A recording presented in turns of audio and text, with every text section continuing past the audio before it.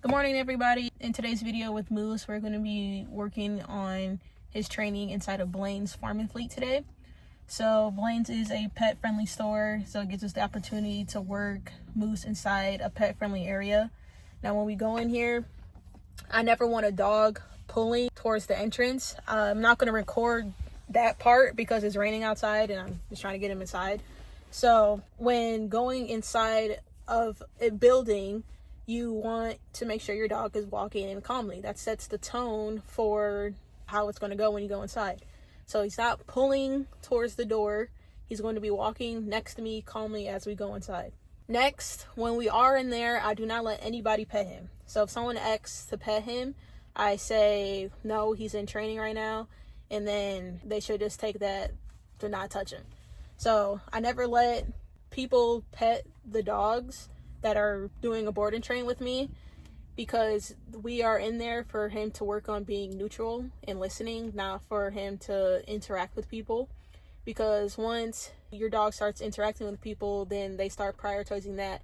And then when you're walking past people, they think that they have to go say hi to everybody. Now, I'm not saying that nobody can pet your dog or greet your dog, but don't have it happen. Every time somebody asks to pet your dog, you don't have to say yes. So if anybody in there today asks to pet him, I'm going to tell them no. As simple as that. So we're going to go ahead and head inside, and then let's get to it. Alright, so it took a while for us to get inside. Probably took like about 15 minutes of working him outside to get him to the point to being inside, because he just kept trying to pull to get inside the door. So we've been in here for probably 15 minutes as well, just moving him around because it was people. Every time we walk past people, he's pulling ahead, and this is our first time inside a store, so I know it's expected. A lot of new things going on, but I only reward calmness. So for us to keep moving forward, he needs to be walking calmly. And since I'm not here for anything specific, I'm able to just kind of just walk around the store working on his leash stuff. Because, like, obviously, if I was here to get something, I just wanted to bring him along, I don't have an hour to work on walking him around and doing training with him. But literally, I am making my steps unpredictable. Like, we'll be walking straight now, and then I'll just immediately turn back around. So this makes sure that he's focusing and pay attention to where I am. If he gets too ahead of me, then I'm just gonna turn.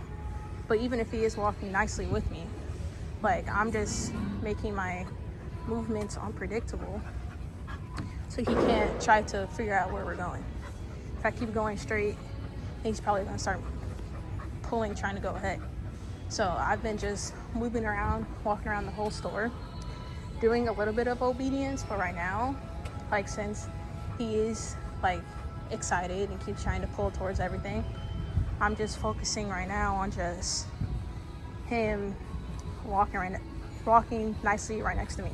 If I do stop, I do want him to sit. I like an automatic sit. When I stop, your dog should stop too and sit down. So if I were to stop right here randomly, I don't say anything. I just expect him to get into that sit. And then I start moving, he starts moving with me. But I'm also pressing the button on the collar at the same time. So it's not just when I stop, I don't do anything. Like, I press the button to get him to sit down. Then I press it again when we start moving, because I don't want him to, especially when I start moving, I don't want him to just start, like, when I have him sit and I start walking, he just thinks because I move that he moves too. Like, I don't want that.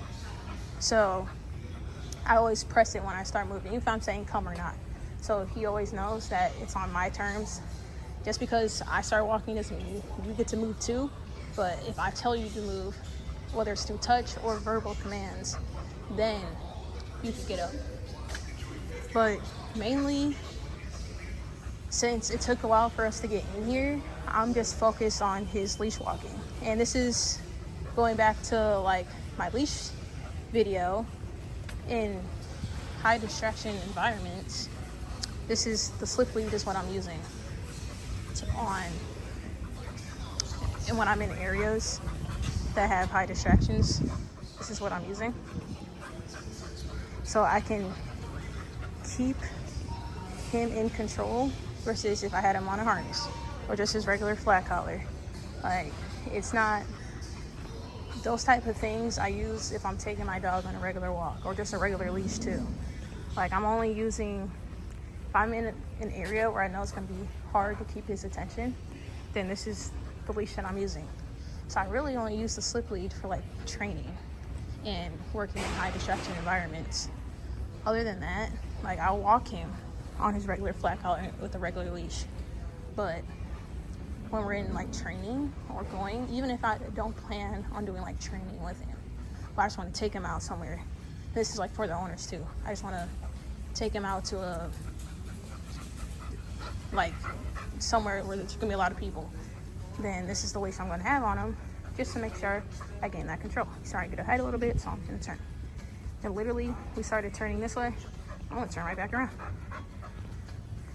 So, like I said, I'm making my movements very unpredictable. Good boy. Come. So he can't try to figure out where we're going. Okay. So, I'm not gonna focus on too much obedience in here. We've already been in here for probably half an hour. So really, I just want his leash walking to be good, and we're gonna do this again later on. Tomorrow we're going to Home Depot because I have a lesson there. So I'm gonna bring him to Home Depot with me with a lesson, but I want to bring him back here again to work on more of this, him be able to walk inside a building and be calm, cool, and collected, and not trying to pull everywhere and say hi to everybody. So we're definitely going to do this again, probably sometime next week, because tomorrow we're doing Home Depot, and then Sunday I probably want to work on some other things, but definitely we're going to do this again in a couple days. So I'm gonna drop his leash.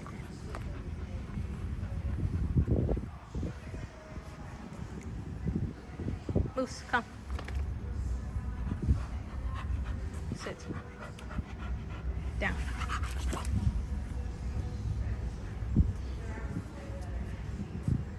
Break. Come here, buddy.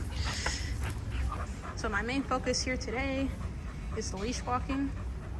I want to get to the point where I just stuff this leash in my pocket and don't really have to hold it, so he just knows to follow and stay with me. Loose, sit. See, he anticipated I was going to tell him down. Sit. Down. But we're definitely going to work on not having to use so much handler help. Loose, come. Sit. Down. Break. Good boy. Alright, so that pretty much wraps up inside of here. I'm going to walk him around a little bit more, and then we'll go over it again, everything once we get in the car. So a few things I wanted to go over about what happened when we were inside. So obviously it took a while for us to get in because he kept wanting to, every time he got to the door, he wanted to pull and rush in, or when people were walking by, he wanted to pull towards them. So it took a while for us to get inside, so that took away a lot from the training, like actually being able to do stuff inside, because most of it we were focused on outside. So generally his leash stuff outside is pretty good. We're doing a lot of off leash, but even on leash, like if we were walking around the neighborhood, he's really good with that. Like, he's not much of a puller. Or when we're just doing training, he doesn't really pull. But obviously we're in a new environment, so for him that was a bunch of new people that he never met, new place he's never been to, so obviously it's expected. My plan was to go in there, work on some obedience, even probably work on him like going through the register, you know, like I was gonna, even though I wasn't there to buy anything specific, I was gonna buy something just so we could practice going through the register, him sitting and waiting while I'm paying. But often we didn't get to that because it was a lot of just him working on his leash pulling and being able to walk past people with no issues.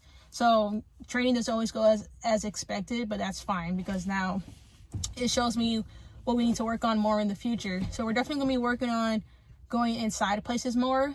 I've been more so working him like in the neighborhood or at a park, and his stuff, obviously you've seen the videos, that's been really good. So now it's time to take that stuff into new environments. So inside places, more populated places. Still gonna work on the off-leash stuff outside, but definitely showing that he needs more structure inside new places like buildings. So we're gonna be working on that more, and then I'll see you guys in tomorrow's video.